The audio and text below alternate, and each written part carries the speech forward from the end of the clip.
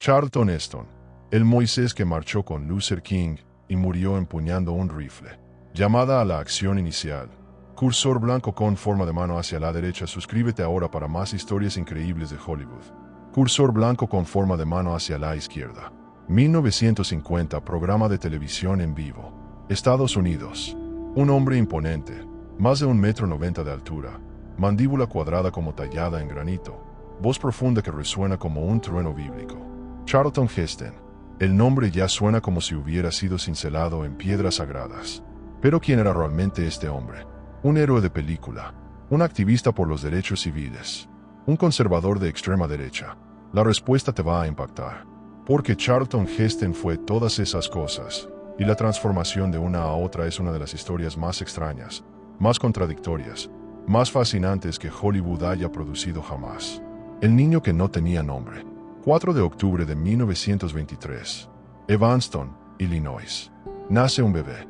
Pero hay algo extraño, algo profundamente confuso en su identidad desde el primer día. Sus padres lo llaman John Charles Carter. Un nombre común, ordinario, olvidable. Su padre, Russell Whitford Carter, operador de un aserradero. Su madre, Lydia Charlton, ama de casa. Cuando el bebé tiene apenas meses de edad, la familia se muda a St. Helens, Michigan. Un pueblo remoto, perdido entre bosques interminables, aislado del mundo. El niño crece cazando, pescando, vagando solo por los bosques durante horas, días enteros. Sin amigos, asistiendo a una escuela de un solo salón con apenas 13 alumnos. 3 de ellos eran sus primos. Él era el único estudiante de su nivel. Un niño solitario, tímido, callado, representando personajes de los libros que leía, actuando solo en medio del bosque, con los árboles como único público.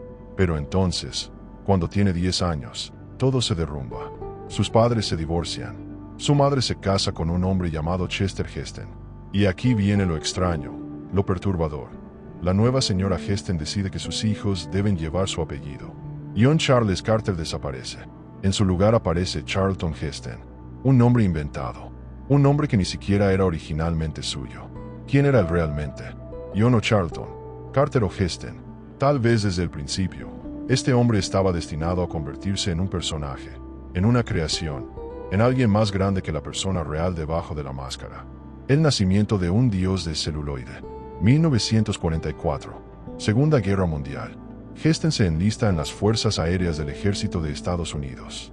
Sirve durante 2 años como operador de radio y artillero aéreo a bordo de un bombardero B-25 Mitchell, estacionado en las frías y desoladas islas Aleutianas de Alaska. Alcanza el rango de sargento de Estado Mayor. Pero hay algo más importante que sucede ese año. Se casa con Lydia Marie Clarke, una compañera estudiante de Northwestern University, 6 meses mayor que él. Una mujer que se convertiría en su esposa durante 64 años. 64 años. En Hollywood, donde los matrimonios explotan como fuegos artificiales, esta estabilidad era casi imposible, casi antinatural. Después de la guerra, en 1946, se mudan a Nueva York para perseguir el sueño de la actuación. 2 años después, debuta en Broadway en Antonio y Cleopatra. Su físico impresionante, su voz resonante, su presencia magnética rápidamente captan atención. Y entonces llega el momento que cambiará todo. 1952. Cecil B. DeMille. El legendario director está buscando al actor perfecto para el mayor espectáculo del mundo. Alguien le muestra a DeMille una actuación de Heston en televisión. DeMille lo ve y sabe instantáneamente. Este es el hombre. La película gana el premio de la Academia a Mejor Película. Charlton Heston está en camino a la inmortalidad.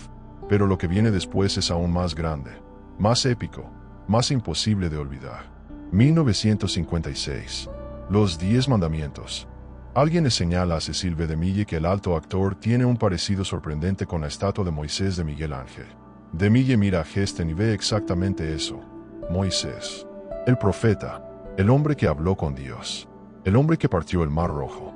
Heston interpreta a Moisés con una intensidad, una convicción, un poder sobrenatural que lo transforma instantáneamente en un ícono. La película se convierte en uno de los mayores éxitos de taquilla de todos los tiempos. Heston no es solo un actor. Es Moisés. Es la voz de Dios encarnada. 1959. Ben-Hur. William Wyler lo dirige en el papel protagónico de Judá Ben-Hur, un príncipe judío en la antigua Roma. La película gana 11 premios de la Academia, un récord que permanecería durante décadas. Heston gana el Oscar al mejor actor.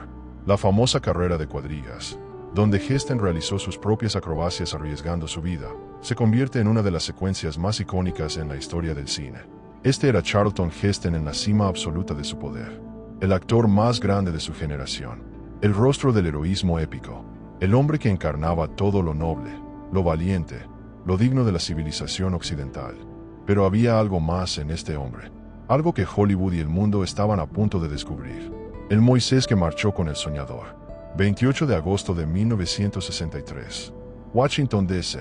Más de 250,000 personas se reúnen en la marcha sobre Washington por el trabajo y la libertad. Martin Luther King Jr. está a punto de dar su inmortal discurso Tengo un sueño.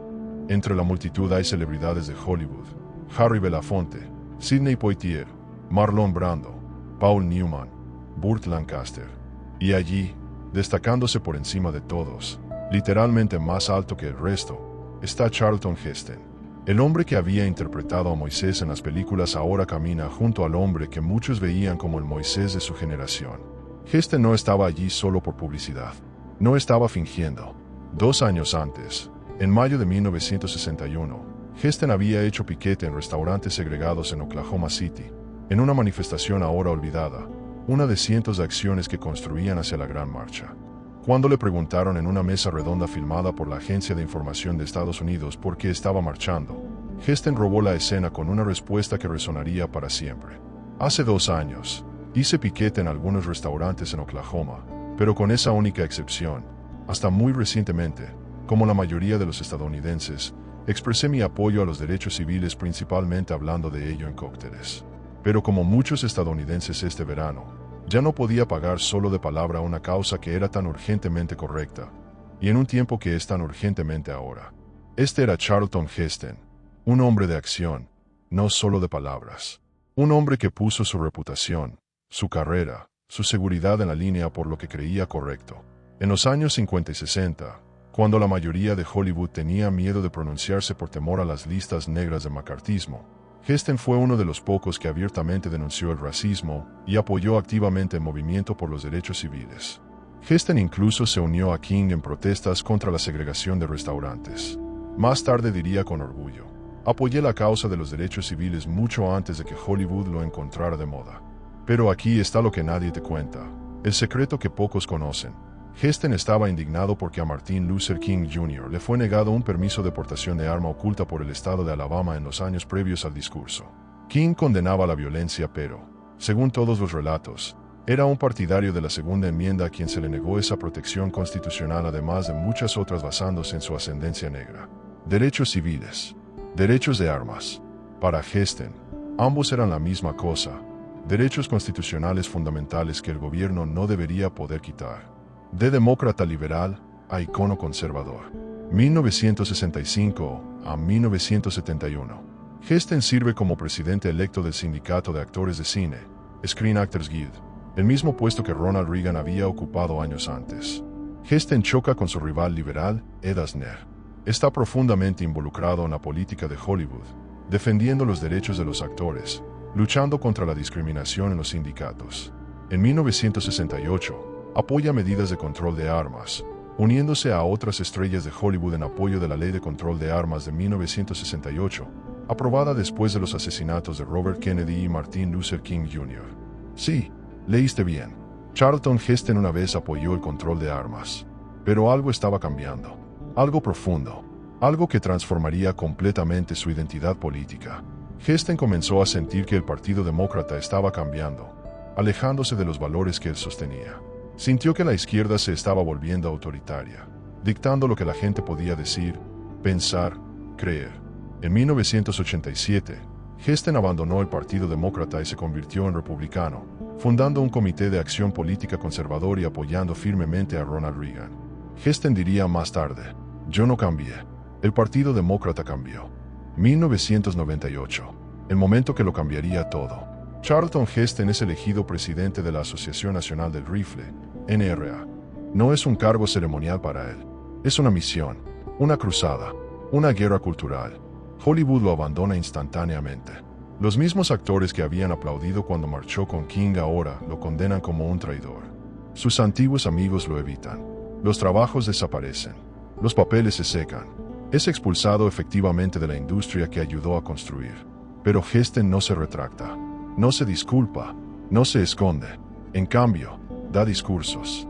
Discursos poderosos, apasionados, combativos sobre la libertad, la Constitución, el derecho a portar armas, la guerra cultural contra la corrección política. De mis manos muertas y frías. 20 de mayo de 2000. Convención de la NRA en Charlotte, Carolina del Norte. El salón está repleto.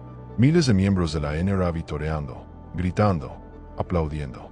Charlton Heston, con 76 años, camina al escenario. Su voz todavía resuena como un trueno. Habla sobre la libertad, sobre la Constitución, sobre los padres fundadores, sobre el derecho sagrado a la autodefensa. Y luego viene el momento. Heston levanta un rifle de mosquete sobre su cabeza, sus brazos extendidos como Moisés sosteniendo las tablas de la ley. Sus ojos arden con convicción, y pronuncia las 5 palabras que lo definirían para siempre. De mis manos muertas y frías. El salón explota. Aplausos ensordecedores. Gritos. Vítores que parecen durar para siempre. Heston repite el gesto y la frase en cada convención de la NRA que preside. Para sus seguidores, es un héroe, un defensor de la libertad, un patriota inquebrantable. Para sus críticos, se ha convertido en un símbolo de todo lo que está mal en Estados Unidos. Un fanático de las armas, un obstruccionista, un hombre que valora los rifles más que las vidas humanas. Pero quien tenía razón, tal vez ambos, tal vez ninguno. Tal vez Charlton Heston era algo más complicado, más matizado, más humano que cualquiera de esas etiquetas simples. El final. Alzheimer y la pérdida del público. 9 de agosto de 2002. Heston hace un anuncio público a través de un mensaje grabado en video. Su voz todavía es fuerte, pero hay algo diferente, algo quebrado detrás de ella. Mis queridos amigos, colegas y fans. Mis médicos me han dicho recientemente que puedo tener un trastorno neurológico cuyos síntomas son consistentes con la enfermedad de Alzheimer. Así que quería preparar unas palabras para ustedes ahora, porque cuando llegue el momento, es posible que no pueda hacerlo. He vivido toda mi vida en el escenario y la pantalla ante ustedes. He encontrado propósito y significado en su respuesta. Para un actor, no hay mayor pérdida que la pérdida de su audiencia. Puedo partir el Mar Rojo, pero no puedo separarme de ustedes. Por eso no los excluiré de esta etapa de mi vida. Si ven un poco menos de resorte en mi paso, si su nombre no salta a mis labios, sabrán por qué. Y si les cuento una historia divertida por segunda vez, por favor ríanse de todos modos. Nancy Reagan, cuyo esposo Ronald Reagan sufría de Alzheimer, llamó a Heston menos de 30 minutos después de que se difundiera la noticia para ofrecer su apoyo. El presidente George W. Bush envió un mensaje personal deseándole lo mejor. Heston renunció a la presidencia de la NRA en 2003 después de servir 5 términos. En julio de 2003, en su última aparición pública, recibió la Medalla Presidencial de la Libertad en la Casa Blanca del presidente Bush, y luego desapareció del ojo público. Los últimos años fueron devastadores. La enfermedad progresó rápidamente. En marzo de 2005, amigos y familiares estaban conmocionados por el avance de su enfermedad. A veces no podía levantarse de la cama. Su vida consistía principalmente en dormir y comer, atendido constantemente por enfermeros profesionales. El hombre que había partido el Mar Rojo, que había ganado la carrera de cuadrigas, que había gritado de mis manos muertas y frías con un rifle sobre su cabeza, ahora no podía recordar los nombres de sus seres queridos. 5 de abril de 2008. Beverly Hills, California. Charlton Heston muere en su casa a los 84 años, con Lydia, su esposa de 64 años, a su lado. La causa oficial de muerte fue listada como neumonía. Los medios reportaron más tarde que el Alzheimer había progresado hasta etapas finales. El legado, héroe o villano. Después de su muerte, las reacciones fueron tan divididas como el propio Estados Unidos. Los conservadores lo elogiaron como un gigante, un verdadero patriota, un defensor inquebrantable de la libertad. Los liberales lo recordaron con amargura, enfocándose solo en su presidencia de la NRA, olvidando convenientemente que había marchado con Martin Luther King Jr. El crítico de cine Roger Ebert escribió: Heston hizo al menos 3 películas que casi todo el mundo eventualmente ve. Ben-Hur, Los 10 Mandamientos y El Planeta de los Simios.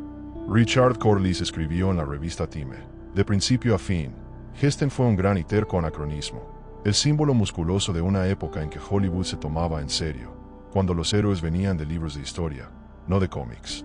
El activista afroamericano Earl Fari Hutchinson, al ser preguntado si Heston había apoyado los derechos de las minorías raciales antes de que fuera de moda en Hollywood, respondió simplemente, lo hizo, y lo honramos por sus monumentales contribuciones al movimiento por los derechos civiles. Pero la pregunta permanece, flotando en el aire como el humo de un rifle disparado. ¿Quién era Charlton Heston realmente? Un héroe bíblico en la pantalla y un activista por los derechos civiles en la vida real que se transformó en un icono conservador controvertido. Un hombre que marchó con Martin Luther King Jr. y luego se convirtió en el rostro de la NRA.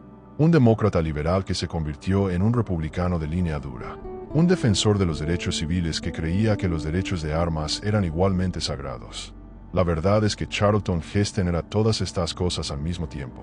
Y esa es precisamente la razón por la cual su historia es tan fascinante, tan perturbadora, tan imposible de simplificar en categorías ordenadas de bueno o malo. Porque al final, Charlton Heston era profundamente, implacablemente consistente en una cosa.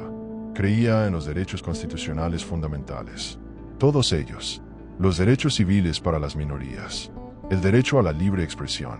El derecho a portar armas. Para él, todos eran parte del mismo tejido sagrado de la libertad estadounidense. Y tal vez esa sea la lección final de su vida extraordinaria. Que las personas son más complicadas que las etiquetas políticas que les ponemos. Que los héroes de una generación pueden convertirse en villanos de la siguiente. Que la convicción inquebrantable puede ser simultáneamente admirable y aterradora. Charlton Heston murió como vivió. De pie, inquebrantable, con sus manos aferradas a sus creencias hasta el final. De sus manos muertas y frías. Llamada a la acción final. Cursor blanco con forma de mano hacia la derecha si te impactó esta historia. Dale like a este video, pulgar hacia arriba. Cursor blanco con forma de mano hacia la derecha, suscríbete al canal para más biografías fascinantes, campana. Cursor blanco con forma de mano hacia la derecha, comparte este video con alguien que necesite conocer la verdadera historia de Charlton Heston, flecha apuntando a celular. Cursor blanco con forma de mano hacia la derecha, comenta abajo. Héroe o villano. ¿Qué piensas de Charlton Heston? Burbuja de diálogo. Nos vemos en el próximo video.